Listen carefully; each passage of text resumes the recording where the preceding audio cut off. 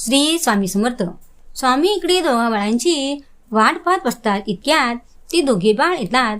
स्वामी म्हणतात, बाळांनो बसा आता शांत आणि ऐका हा. स्वामी म्हणतात, बाळांनो, संतांच्या प्रत्येक कर्मामध्ये तुम्हाला प्रेम, दया, परोपकार, निस्वार्थीपणा आणि परमेश्वराची निष्ठा याच गोष्टी आढळून येतात. मान द्यायला योग्य असूनही मानाची अपेक्षा तो कधीच करीत नाही. बाळांनो, तुमच्या लक्षात आले का? तेव्हा ते दोघे बाळ म्हणतात, होय स्वामीराया, सांगा ना अजून, ऐका हा. माणसाचा जन्म हा प्रत्येक घरात होतो, पण माणुसकी ठराविक ठिकाणीच जन्म घेते व माणुसकी जेथे जन्म घेते तेथे परमेश्वराचे वास्तव्य असते. आणि बाळांनो, कोणालाही जे काही मिळते ते परमेश्वरामुळेच मिळते. तो देणारा माणूस फक्त निमित्त असतो. म्हणून दान, धर्म इत्यादी सत्कर्म केल्याबद्दल गर्व कधीच बाळगू नये. तेव्हा तो बाळ मध्येच स्वामीला म्हणतो की स्वामीराया, कधी कधी मला वाटते की ज्यांनी माझ्याशी जसे वागले तसंच मीही त्यांच्याशी वागावे.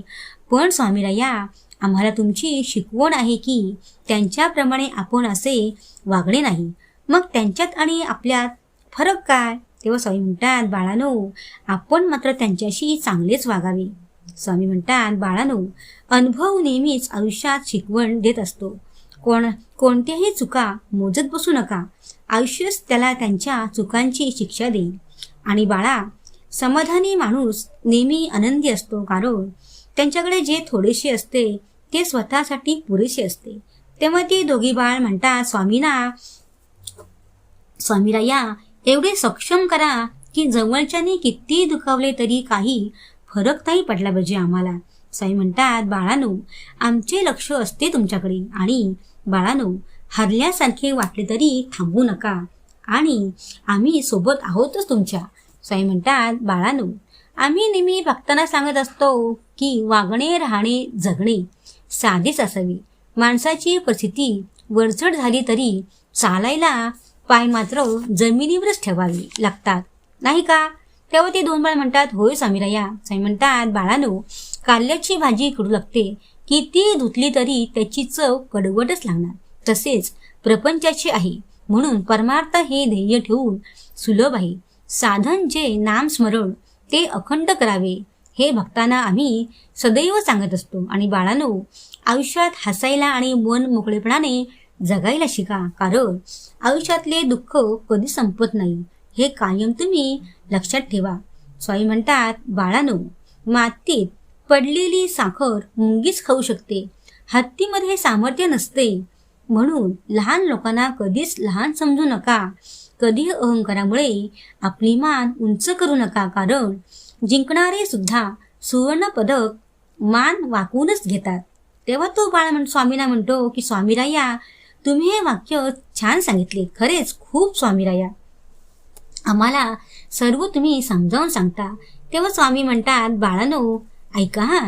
जे शेवटपर्यंत टिकून राहतात ते जिंकतात आणि जे अर्ध्यावर हार मानतात त्यांना काहीही मिळत नाही. स्वामी म्हणतात, बाळांनो, तुम्हाला याचा अर्थ कळला का? ते दोघी बाळ म्हणतात, स्वामीराया, सांगा ना याचा अर्थ.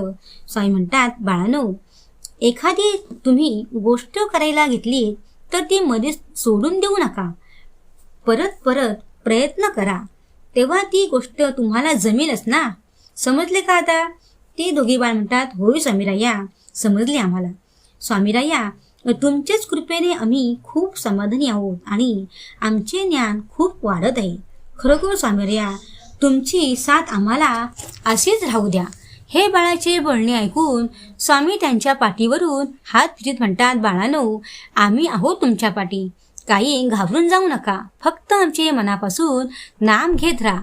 स्वामी म्हणतात, बाळांनो, या जगात अशी काही माणसे असतात की एखादा गरीब जरी असला तर त्या गरीबाला कधीच साथ देत नसतात. का? तर ते पैशाने गरीब असतात ना. मग त्यांना ती लोक कमी समजतात. तसेच बाळांनो, आरशाची किंमत हिऱ्यापेक्षा कमी असेल, पण लाखो रुपयांचे हिरे घातलेले दागिने पाहायचे तर 100 रुपयांचा आरसाच लागतो ना. म्हणून कोणाला कधीच कमी लेखू नका. तेव्हा ते दोघी बाळ स्वामीला म्हणतात, स्वामीराया, छान सांगितले. खरोखर स्वामीराया, तुमच्या मार्गात येण्यापूर्वी पूर्वजन्माची पुण्याई लागते. आम्ही खूप भाग्यवान आहोत, म्हणून तर आम्हाला स्वामी मार्ग मिळाला. खरोखर स्वामीराया, आम्ही खूप धन्य झालो. त्या दोघा बाळांचे उद्गार ऐकून स्वामी चकित होतात. स्वामी म्हणतात, बाळांनो, तुम्ही किती लहान आहात आणि सुंदर सुंदर वाक्य बोलता. स्वामी म्हणतात, बाळांनो, असे चांगले ज्ञान मिळवत जा. बघा, पुढे तुम्ही खूप मोठे व्हाल. स्वामी म्हणतात, बाळांनो, आता ऐका हा. पैसा माणसाला वर जाऊ शकतो, पण माणूस पैशाला वरती घेऊन जाऊ शकत नाही. पण पैशाचा संग्रह करण्यापेक्षा माणसाचा संग्रह करा. पैशापेक्षा माणसांचे मोल हे किती अनमोल असते. तसेच बाळांनो, तुम्हाला संकट काळात मदत करणारे हात वेगळे दिसत असले तरी मागे आशीर्वादाचे हात आमचेच असतात. हे कायम तुम्ही लक्षात ठेवा. स्वामी त्या दोघा बाळांना म्हणतात, बाळांनो, आता इतकेच हा.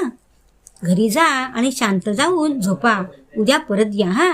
दोघे बाळ त्या स्वामींच्या नमस्कार करून घरी जायला निघतात. श्री स्वामी समर्थ.